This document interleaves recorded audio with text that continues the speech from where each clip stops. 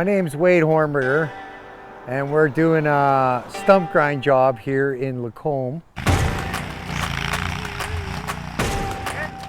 That actually looks like a maple. That also is a maple. Our stump grinder, Willie, he's a monster.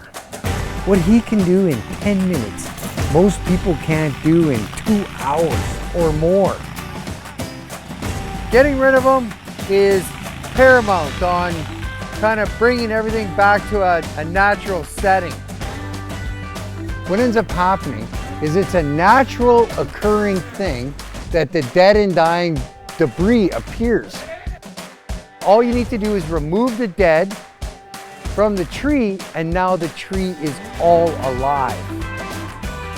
It's awesome to have a good tree guy in your yard.